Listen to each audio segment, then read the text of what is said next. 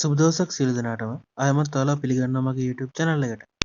අද අපි බලාගමු ගමේ විදියට හරිම රසට පොලොස් ඇඹුලක් හදාගන්න විදිය. මම මේ රෙසිපි එක මගේ අත්තම්මගෙන් තමයි ඉල්ලගත්තේ. ඒකින්ද සාමාන්‍ය රෙසිපි එකකින් මේක වෙනස් වෙන්න පුළුවන්. මම අවශ්‍ය අමුද්‍රව්‍ය සේරම පහළ description එකේ දාලා තියෙනවා ඔයාලට ඒක කියලා බලා ගන්න පුළුවන්.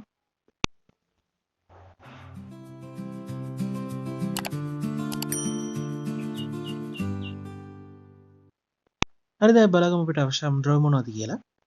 මම මෙතනදී ග්‍රෑම් 500ක පොලොස්, දීගිරි කෝප්ප 3යි, පොල් තෙල්, මිටිකිරි කෝප්ප එකක් අරන් තියෙනවා.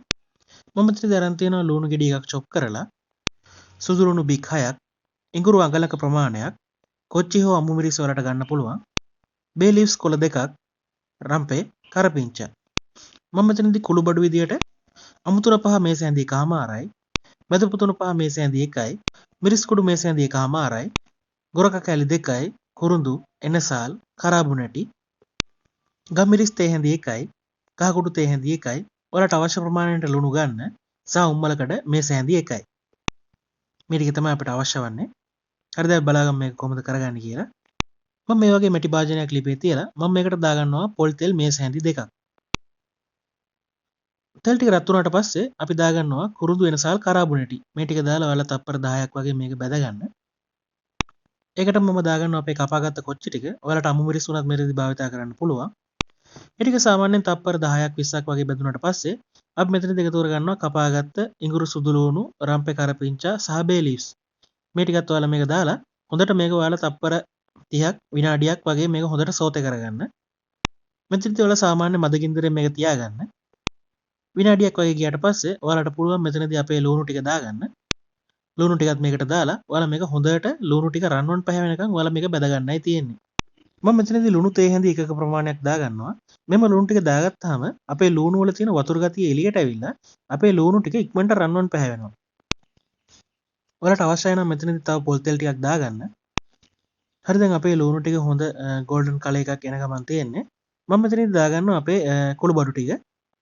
ගොරක දාගන්න නැහැ මෙතනදී. අනිත් කුළු බඩු ටික දාලා ඔයාලා මේක හොඳට කලවම් කරගෙන සාමාන්‍ය මදගින්දරේ ඔයාලා මේක විනාඩි 2ක් වගේ අපේ කුළු බඩු ටික හොඳට පොඩ්ඩක් කලර් එක එනකන් මේක කළු පාට කරගන්නයි තියෙන්නේ. එතකොට අපේ ඩිෂ් එකට හොඳ රසක් එනවා. හොඳ පාටක් එනවා. අපේ කුළු බඩු ටිකක් පාට වුණාට පස්සේ ඔයාලට පුළුවන් මෙතනදී ඔයාලගේ පොලොස් ටික ඇඩ් කරගන්න. ඒත් එක්කම මම මෙතනින් දාගන්නවා දියකිරි. අපේ පොලොස් ටික වැහෙන්න වගේ දියකිරි ටික දාගත්තා නම් ඇති මෙතනදී. මම මෙතනදී අරන් තියෙනවා දියකිරි කෝප්ප 3ක්. හරි දැන් ඔයාලා මේක සාමාන්‍යයෙන් හොඳට කලවම් කරලා ඔයාලා මේක මදගින්දරේ ඔයාලා මේක හොඳට අපේ පොලොස් ටික සොෆ්ට් ගතිය වෙනකන් හොඳට මෙලෙක් වෙනකන් ඔයාලා මේක කුක් කරගන්නයි තියෙන්නේ. සාමාන්‍යයෙන් විනාඩි 20ක් 30ක් වගේ ගියාට පස්සේ මේක සොෆ්ට් වෙනවා. ඊට පස්සේ අපි එතනදී ඇඩ් කරගන්නවා මිටිකිරි කෝප්ප එක.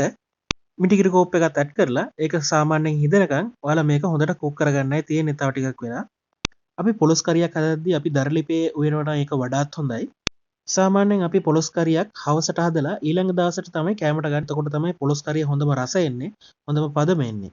ඔයාලට ගෑස් ලිපේ වුණත් ඒක කරගන්න පුළුවන් ඒ වුණාට. දරලිපේ කලින් දවසේ හදලා ඊළඟ දවසේ කෑමට ගද්දි තමයි ඒකේ හරිම රස එන්නේ. ඔයාලට කැමති නම් මේ විදිහට කරගන්න පුළුවන්. හරි දැන් අපි පොලොස් කරිය සාදාගෙන අවසන්. ඔයාලට තවදුරටත් මේ වගේ ලේසි රස රෙසිපි දැනගැනීමට අවශ්‍ය නම් මම subscribe කරන්න.